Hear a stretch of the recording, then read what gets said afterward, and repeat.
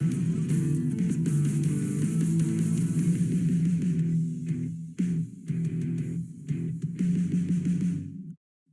mėly klausytojai. Sveiki visi. Su jumis tinklalaidžių meistrai, kurioje kalbiname įdomius žmonės apie gyvenimą, kūrybą ir drąsą būti savimi. O mes, Petra ir Džiugas, jūsų tinklalaidžių meistrai.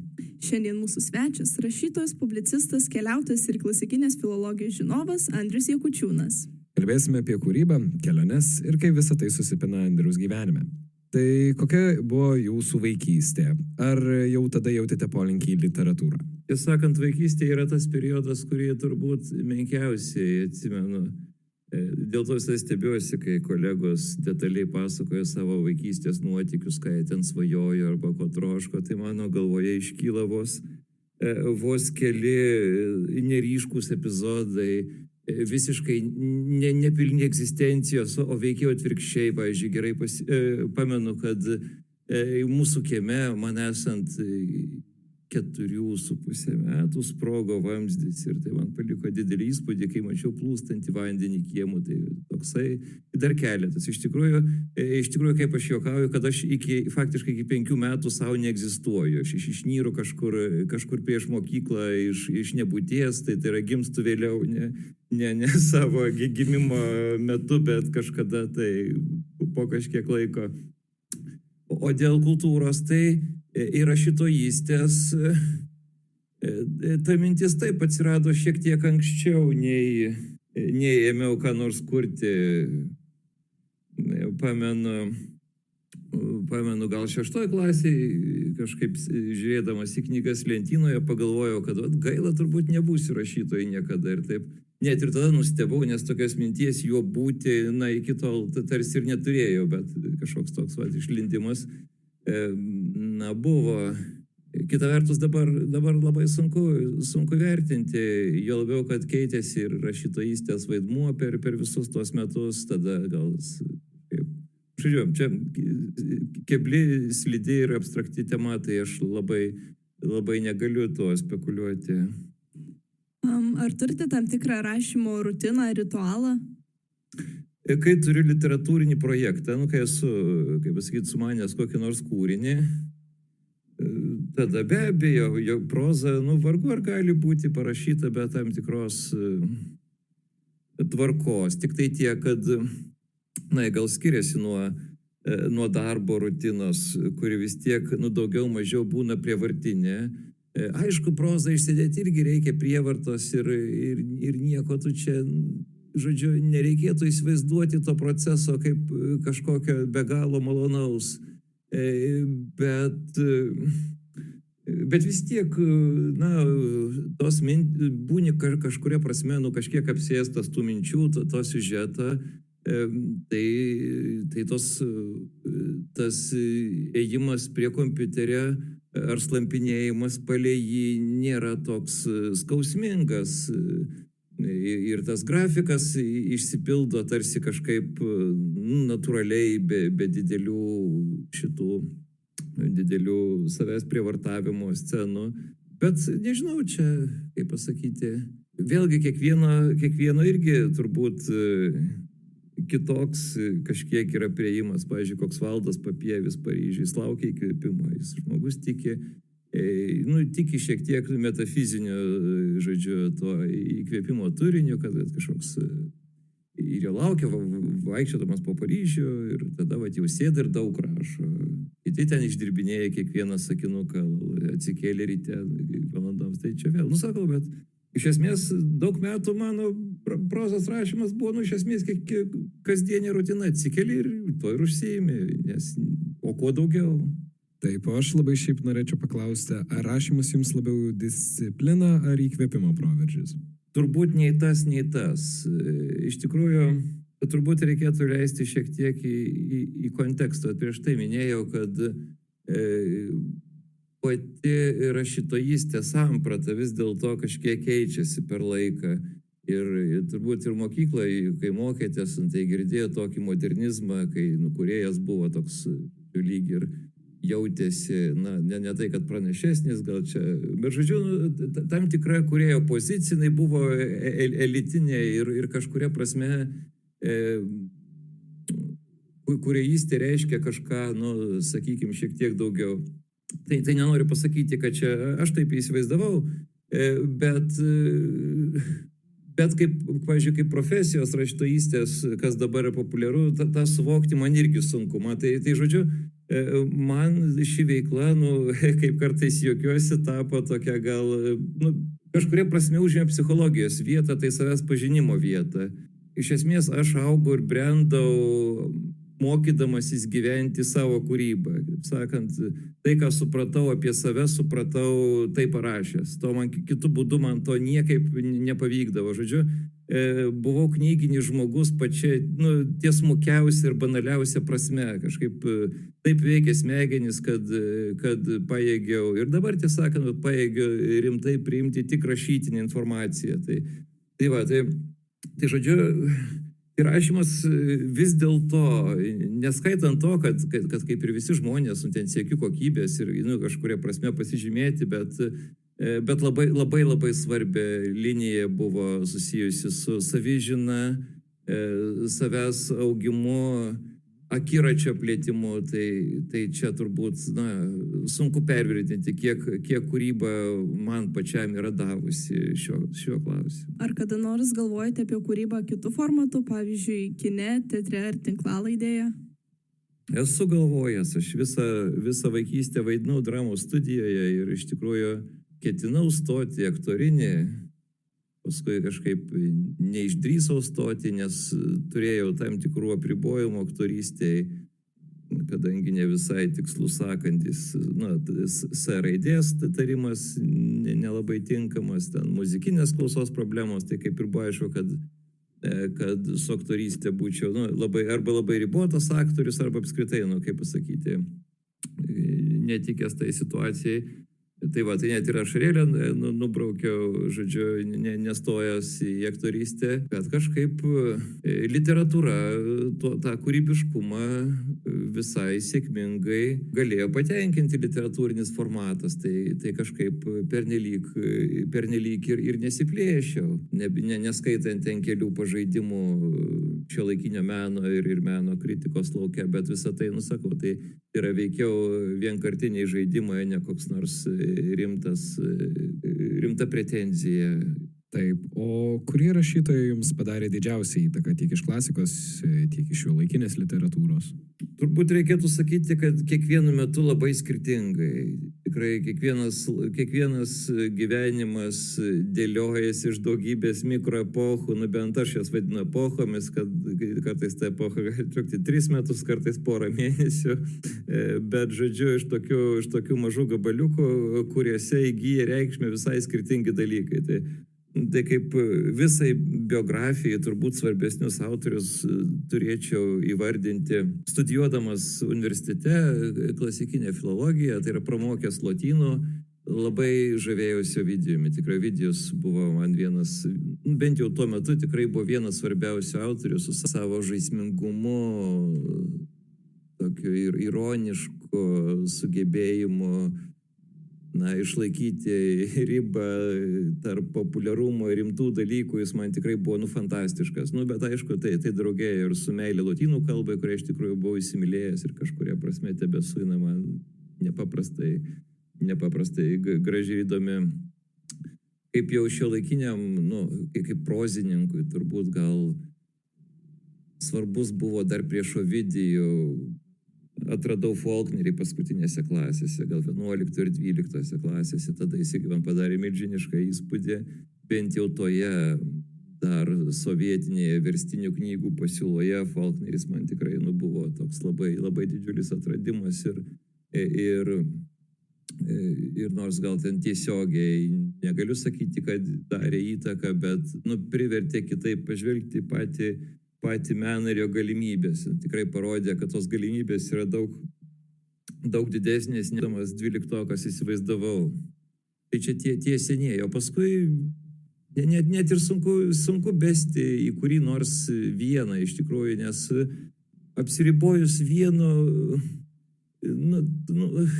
realiai tu sakysi netiesą, nes nėra vieno arba dviejų autorių, kuris pilnai atitiktų kažkokį lūkestį. Yra tas daugis, kuriame kuriame atrandi svarbių dalykų. Esate minėjęs, kad kelionės neturi įtakos jūsų kūrybiniam gyvenimui. Kodėl taip manote? Toks teiginys kategoriškas. Nežinau, gal tada taip ir pasakiau kategoriškai. Turi ar neturi, vėlgi yra ganėtinai sunku nuspręsti, bet jeigu kalbant apie mano išeitinę poziciją, žodžiu, kaip ta kelionės įsipaišo į mano gyvenimo būdą, tai dažniausiai jos reiškia kelionę tolyn nuo kultūros, kaip sakant, kai čia sėdi apsuptas kultūros neišvengiamybės, kaip jau prieš tai minėjau. Tai kelionė yra būdas nuo viso to atitrūkti iš tikrųjų ir tiesiog žygiuoti. Kaip tik šiandien skaičiau Ievos Dumbrytės esė apie dviratį, ji dar nepublikuota, jinai bus tik publikuota ir ne literatūroje Meneo metuose. Tai ten irgi rašo, kad važiuodama dviračiu nepajėgia nieko galvoti. Tai yra fantastika, tai yra pats nuostabiausias dalykas, koks gali nutikti žmogui, kuris įstrigęs arba priverstas būti kultūroje nuolat. Tai dviratis arba kopimas į kalną, arba sunkus ten haikas per džiunglės, tave išvaduoja nuo kultūros visiškai, tu nepajėgi nei prisiminti, nei galvoti apie ją, tu galvoji tik tai apie dumblą, į kurį smenga tavo kojos arba akmenis, kaip juos perlipti. Ir tai yra laisvė. Ir dėl to, nors sakau, negaliu būti kategoriškas, teigdamas, kad tai paskui niekaip man neatsiliepia, veikiausiai atsiliepia, nes išsivadavęs iš to, kurį laiką tu grįžti kitoks, tai vėl turbūt tai kažkiek veikia, bet tai netiesioginiu būdu, nes man tai yra bėgimas nuo kultūros kalėjimo. Iš esmės, dviratis man turbūt parodė tą kelią kitados iš kultūros į natūrą. Taip, o ar yra tam tikrų vertybių ar principų, kurių laikotės tiek gyvenime, tiek kūryboje? Labai nemėgstu žodžio vertybės, iš tikrųjų, nes jis labai abstraktus. Abstraktus ir iš tikrųjų nieko nesako. Aš žinau, kad mokykloje tuo žodžiu labai spekuliuojama, jis brukamas,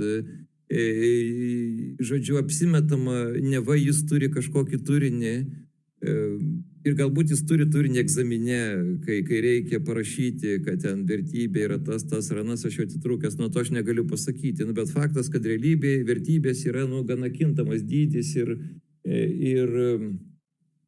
aš nežinau, kas yra mano vertybės.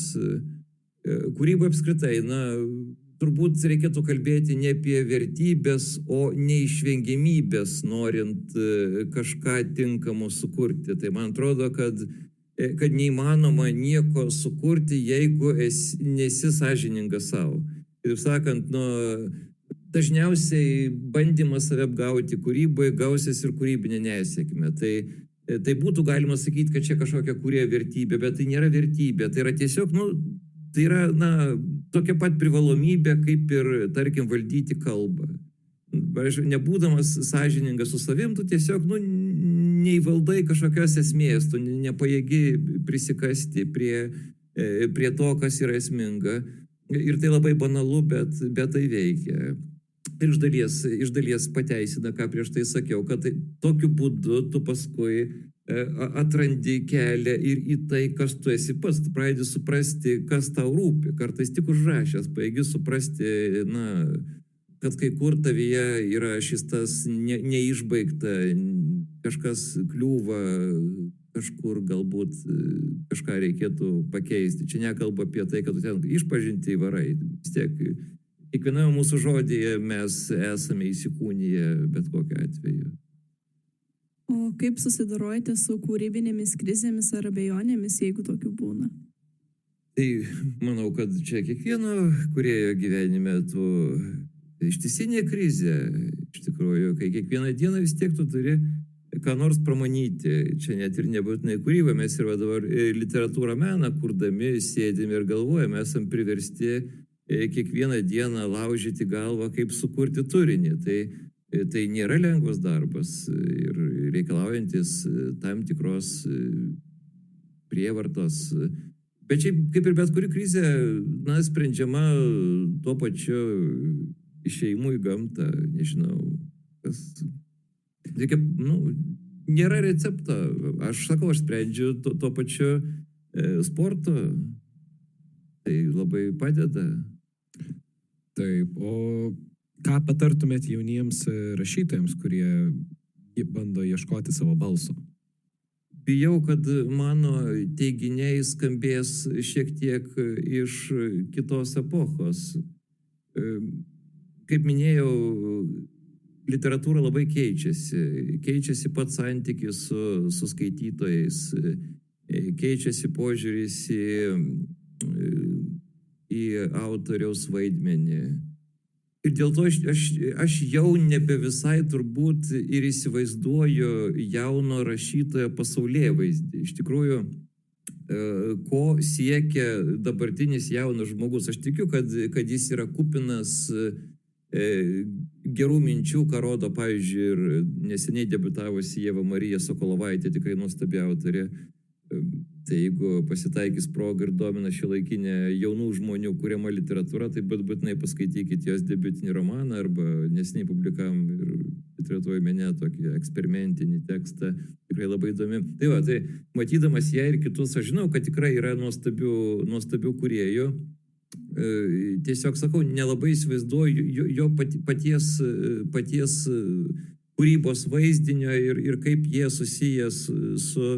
Nes vis tiek mes negyvename, būdami jauni, tokios didžiulės komercializacijos sąlygomis. Iš esmės, kai aš buvau jaunas, ten 12-okas ar kokiam pirmam kurse, man knygos pardavimas atrodė kažkoks antrailis, visiškai šeštailis dalykas, jis visiškai nesvarbus.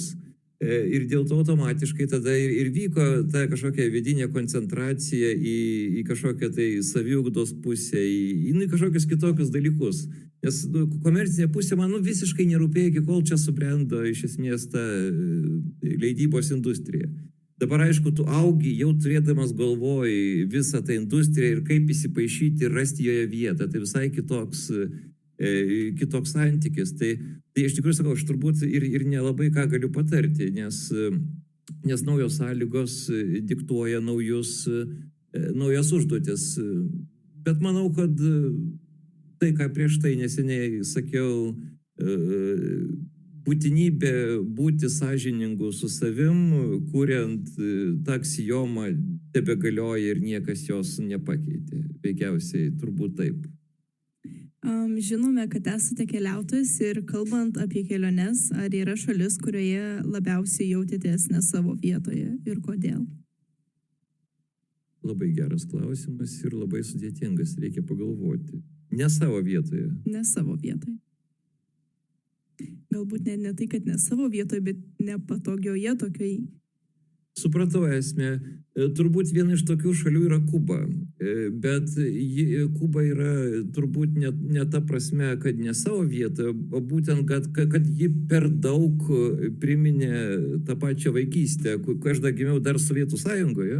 Na ir Kuba iš tikrųjų turi tokių labai sovietinių bruožų, iš tikrųjų dalykai, kuriuos aš paskutinį kartą būtent ir mačiau iki mokyklinėme amžiuje. Ten parduotuvės tuščios, dar kažkas. Tai buvo toks susidūrimas, drįsčiau sakyti, toks atgrasus susidūrimas. Tikrai nepaisant viso Havanos grožio, nepaisant tų, žodžiu, fantastiškų meistrystės pastatų, buvo labai atgrasus ir tas visas bendravimas, primenantis taip pat tą buvusi sovietinė ir, na, žodžiu, kažkokia bendra nuotaika, kuri kėlė, na, jei nepasibjaurėjimą, bet tokį kažkokį skausmingą atmetimą. Tai tikrai jaučiausi ne savo vietoje, bet ne savo vietoje per tai, kad kažkokiu būdu visą tai pažįsta. Tai va, tai... O šiaip iš tikrųjų gerai jaučiuosi visose šalyse. Gal Europą šiek tiek mažiau domina, labiau domina atokesnės šalis, kuriuose Bet vėlgi domina ne dėl to, kad jos egzotiškos, aš šiek tiek gal neigiamai žiūriu patį egzotizmo terminą, nes jos egzotiškos tik tai mums, europiečiai, jiems patiems jos neturi jokio egzotinio šito, tai yra kolonialistinis kažkuria prasme požiūris. Va, tai man patinka, žodžiu, kitos nei vakarietiškos kultūros šalis, labiausiai dėl to, kad kai kada patiriu jausmą, kad ten laikas teka šiek tiek kitaip. Tai būtent galbūt, kažkuria prasme vykdamas į skurdesnį Afrikos šalį, tu tarsi grįžti laiku atgal šiek tiek. Pavyzdžiui, ne taip seniai, pernai ir užpernai, Burundyje matėme gyvai naudojamą anglinį lygintuvą. Tai yra Žemaitės laikų toks įrenginys, kurį mūsų jau seneliai nebesinaudojo. Seneliai tik vaikystėje naudojasi. Ten naudojama šiandien. Tai tu grįžti civilizacinę kažkokią tai trajektoriją 100 metų atgal ir žodžiu, ir kažkaip mokaisi iš to, supranti kažką. Tai, manau, visai verta paskristi 10 valandų, kad atsidurtum kitoje epochoje. Taip. O kuri kelionė buvo netikėčiausia ir labiausia pakeitusi jūsų požiūrį į save? Į save būtent. Gal į save tai keitė šiek tiek jaunystės valkatavimai. Mes, aišku, vėl tas laikas buvo, kai pasiekti užsienio šalis, turėjom galimybę tik tai tranzuodami. Iš tikrųjų, lėktuvai buvo brangus, pinigų kišeniai nebuvo. Tai keliaudami patirdavom daugybę visokių išbandymų ir miegojimus pakelėje ir žodžiu, strigimus kažkur ten valandas laukiant. Žodžiu, daug visokių nuotykių, nuveždavo ne ten, kur reikia, kažkokiais ratais. Žodžiu, atsidurdavom ne toje valstybėje, pavyzdžiui. Arba vienoje valstybėje pusryčiavę, kitoje pietaudavom, prisigerdavom dar trečioje vakarė. Žodžiu, visokių tokių, žodžiu, vykdavo gražių dalykų, bet jie visi buvo susijęs su išbandymais. Reikėdavo spręsti problemas, nebuvo interneto, kaip nakvoti. Žodžiu, vykdavo didelis bardakas, kuriame nori, nenori, sužinodavo apie save ir įvairių dalykų, pavyzdžiui, kad esi bailokas, kad tau baisoka eiti, pavyzdžiui, kokios tai neaiškios šalies, tamsia gatve, kur nėra šitų. Aš sužinai, kad, pavyzdžiui, esi labai drąsus, kad iš tikrųjų tos kinkos truputėlį kažkaip ir dreba. Tai kažkaip paskui ir priimi tai kaip kažkokią tai savo silpnybę ir bandai su ją kažkaip kovoti. Tai tranzo laikus aš tikrai prisimenu labai šiltos pusės. Kitados mes, turbūt pirma didžioji mūsų kelionė buvo į Pakistaną tranzu, beje su kolegom rašytojais, su Marium Buroko, Tomu S. Butkumi ir tokia Edgaru Plateliu. Tai irgi, žodžiu, tokia buvo epinė 2 mėnesių išvyka į šalį, apie kurią beveik nieko nežinojome, išskyrus tai, kad labai nešvari ir apsileidusi. Bet galbūt tokios kelionės ir yra tokios pačios įdomiausios, kai viskas yra nesuplanuota ir tu iš dalies tiesiog savo nuojautą ir... Taip, ir tai buvo visiškai akla, nesakau, tai buvo iki internetiniai laikai. Informacija apie šalis buvo, realiai, ji buvo, bet ją pasiekti... buvo dažnai nebeaktualiai, tik bendrais bruožais sužinodavai.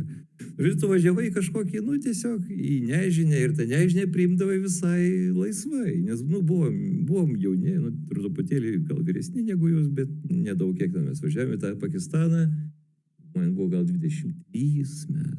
Tai, žodžiu, kaip ir praktiškai, beveik jūsų bendramžis. Bet, kaip supratau, tai dažniausiai keliaujate ne vienas, taip? Dažniausiai taip. Kaip visą laiką aplinkoje buvo žmonių, kurie mėgsta avantiūras. Dabar tų avantiūrų iš tikrųjų gal yra apnykę. Aišku, irgi iš anksto mes ten nieko nerezervuojame ir nieko pernelyg nerengėme, bet tiesiog Na, dabar jau, kadangi turiu gana daug patirties, tai vis tiek turiu svajonę apie vieną ar kitą vietą, turiu įgūdžių, kaip jas sujungti ir suorganizuoti ilgesnę kelionę, taip kad realiai man tai nebėra sudėtinga. O tai galbūt dabar suskaičiuosite, kiek šalių iš viso esate aplankęs, nes kaip girdime, tai nemažai ir tokios neegzotiškos, bet tokios tolimos šalys būtent nuo mūsų Lietuvos ir tokios visiškai neeuropietiškos. Aš neskaičiavau iš tikrųjų. Kažkas tarp 80 ir 100. Tavasme, kažkur tame diapazone. Nes Nemažai. kažkada esu suskaičiavęs, neturėdamas ką veikti autobuse mintyse, tai ten buvo 70 kažkokias gal 8, bet nuo to laiko prabėgo jau daug laiko, tai, sakau, kažkas tarp 80 ir 100 yra. Kiek yra, negaliu pasakyti. Ir kaip supratau, tai daugiausiai jau yra būtent ne Europoje. Esu aplankęs didelę dalį ir Europos valstybių, bet ne visas. Taip, o kadangi tiek daug esate keliavęs, tai gal buvo kažkoks įvykis, kuris buvo labai pavojingas. Kitaip tariant, koks buvo pavojingiausias įvykis jūsų kelionėse? Pavojingiausias. Net negaliu pasakyti, nelabai. Gal aš nežinojau apie pavojų, galbūt koks nors žmogus beveik neįvažiavo, pavyzdžiui, bedugne, bet aš apie tai nesužinojau. Tai žinau tik tai keletą juokingų aspektų, dėl kurių man pačiam gaila iki šiol. Esu kažkur netgi rašęs. Žodžiu, apie 2000-uosius mes tranzavome, tokiais kitų poetų, Peru ir Bolivijoje, jau skubėjome į lėktuvą grįžti į Europą.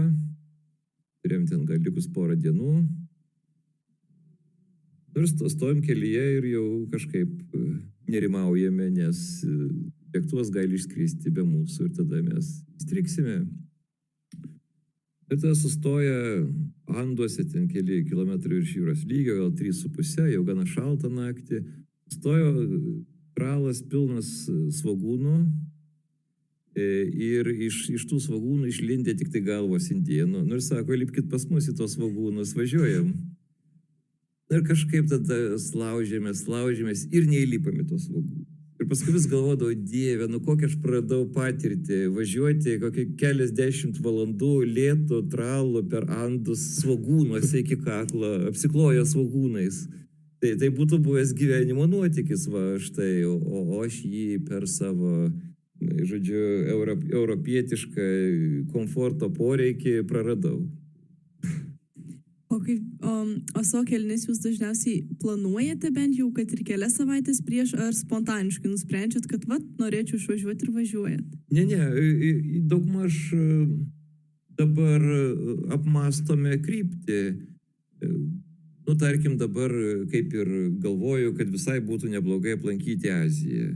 Azija yra keletas vietų, kurie seniai noriu nuvykti, bet kaip ir vis nerasdavau laiko. Tai čia būtų Japonija su Pietų Koreja, paskui norėčiau pašaukti Bangladešą ir galbūt iš Bangladešo dar Šiaurės Indiją, Sikimo provinciją ten pahaikinti keletą savaičių. Bet čia būtent kalbate apie dabartį, o anksčiau ar planuodavote, ar tranzuodavot spontaniškai? Planavimas būdavo labai abstraktus. Sakau, jeigu Pakistaną pačioj pradžioje mes sugalvojom tik dėl perskaityti Lietuvos ryte laikraštį, kad tai labai purvina šalis, kad ten, žodžiu, skurdi ir kad labai įdomu pasižiūrėti. Tai viskas, visa informacijos mums pakako, kad ten ištranzuotume. Žodžiu taip, kruopštaus planavimo nebūdavo, nes tranzuojant ypač tai neįmanoma suplanuoti. Suplanuoti gali tik taip galutinį tikslą, ką tu ten pamatysi. Visa kita formuodavo, žodžiu, aplinkybės. Vėliau, kai įgyjom kažkiek pinigų, pradėjom skraidyti lėktuvais, planavimas irgi apsiribodavo šalimi ir keliais pagrindinė vietom, kurias norim pamatyti, paskui viską planuoji vietoje. Dabar apibrėžėme tik tai pačią bendriausią trajektoriją. Tarkim, norim pamatyti šias 5 šalis. O ten trukmė toje šalyje, ką pamatysim toje šalyje, jau mes ten vietą improvizuojame, kartais išvažiuojam vietą, sukeičiam tvarką, žodžiu, tai yra improvizacija. Tai taip pat kaip dviračių miške važiuodamas, tu arba vieną takelį, arba kitą. Tai taip ir su Viešbučius rezervuojame iš vakaro arba tą pačią dieną, jokio iš ankstyvo ten nėra, nes tai gali, kam patirti finansinių nuostolių, jeigu persigalvos. Lėktuvus perkame į vieną pusę, visada one way ticket, jokio atgalinio, tai kančia yra, kad nereikėtų desperatiškai lipti svogūnus, skubant į lėktuvą. Čia neseniai prieš keletą metų bėgom į lėktuvą iš Dušanbe, Tadžikistane į Astaną, Kazachstane, dar kirsdami Uzbekijos gabaliuką. Irgi buvo beprotiškas, gal 3 dienų ten mašinų ir taksi, kažkoks sprintas, žodžiu, kad spėtami tą vargšą lėktuvą. Tai kažkaip pasakiau, daugiau niekada jokio atgalinio, prieš porą dienų įsigyti, kai nori skristi ir viskas, ten truputį brangiau, bet tik tai, kad nereikėtų kaip pamišėliai skuosti paskui per daug šalių į tą lėktuvą. O būtent tie tranzitai visada būdavo sėkmingi, ar būdavo, kad būtent galbūt ir ne ten atsidurdavote ir reikėdavo kitą tranzitą gaudyti? Su tranzitu gal ir viskas daug maž būdavo gerai. Būdavo gal ankstesniais tranzo laikais, kai, per anksti pragerdavome pinigus, pavyzdžiui, visus. Ir tada, kaip ir nelikdavo nieko kito, kaip jau vykti namo. Tai čia tokios liūdnesnės istorijos, bet kada krapštėmės gal 4 dienas iš Vengrijos, visiškai be cento kišenėje, buvo labai liūdna, šalta. Prisimenu dabar labai romantiškai tą kelionę, bet buvo tiesiog didžiulė, neapsakoma nesėkmė. Per 4 dienas valgėme gal porą obuolių. Tai, žodžiu, kažkaip pasitaikydavo ir tokių nuotykių. O tai kaip sugrįžote iš Vengrijos? Tai autostopu pagaliau sustojo, bet tiesiog buvome 2 vaikinai, netrodėm labai reprezentatyviai ir žmonės nenorėjo stoti paprasčiausiai. Tai kažkaip taip ir labai lėtai mes ten kasėmės, kol galiausiai nepamenu dabar čia, labai seniai laikai, nes jau dabar aš gal 25 metus jau ir nebetransuoju, iš esmės čia, žodžiu, siautulingoji jaunystė, kaip pasakyti. Aišku, ir dabar kartais tenka tą ranką pakelti, bet tada, kai nėra autobusų jokių, niekaip kitaip negali nusigauti, tai tada, O šiaip apskritai žmonės noriai sutinka patranzuoti žmonės, ar taip nelabai skeptiškai žiūri? Taip. Man rodos, kaip tik tai vėl darosi tam tikra elitinė prabanga, nes iš esmės dabar juk laikai, kai autostopas yra brangiau nei skristi. Nes važiuodamas autostopu ilgas distancijas, tu pakeliui vis tiek miegotų, kažkur turėtum nakvoti, turėtum valgyti ir gerti. Kai lėktuvas tai išsprendžia, tu sumoki to savo 20-30 eurų ir atsiduri, tiesiog nuskrinti, kur tau reikia. O čia yra ilgas procesas, kuriame tu reikia vargintis bendrauti su vairuotojais, ten dar kažką. Žodžiu, aš dabar į tai žvelgiu kaip į tam tikrą gurmanišką pramogą. Jeigu tu nori savo kažko išskirtinio, tai gali užuot, pavyzdžiui, skridęs į Ispaniją, gali tiesiog atsistoti kelyje ir sužaisti tą žaidimą. Tai irgi plečia patirtį, aš neneigiu, manau, kad tikrai būtų tai įdomu. Aš jau gal šiek tiek tingiu, nes esu jau ir pažaidęs to žaidimo ganėtinai savo laiku, bet jūs, manau, puikiai galėtumėt tai daryti, jausdamiesi oriai, be jokio, be jokio, kai dar mūsų tėvai, kad įsivaizduodavo, kad čia jūs kaip kokie valkatos, tai to tikrai nėra, tikrai galima tai daryti su visu tradicijos svoriu, autostopo tradicijos svoriu.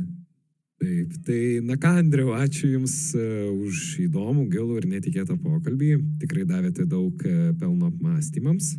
Taip, labai džiaugiamės, kad pasidalinote savo įžvalgomis apie kūrybą, keliones ir pasaulio stebėjimą iš rašytojo pozicijos. O visiems mūsų klausytojams primename, tai buvo Tinklalaidžių meistrai, o su Jumis, kaip visada, buvome mes, Petra ir Džiugas. Ir nepamirškite palikti įvertinimo bei pasidalinti su draugais, tai mums labai padeda.